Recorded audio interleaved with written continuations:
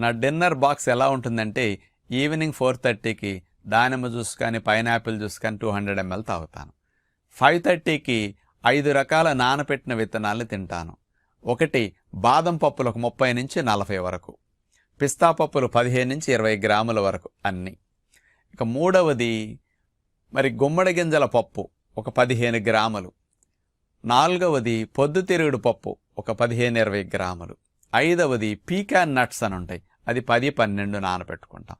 ఈ 5 రకాల విత్తనాలు నానిన వాటితో పాటు 10 ఖర్జూర పళ్ళు, దీనితో పాటు ఒక జామకాయ, 2 అరటి పళ్ళు.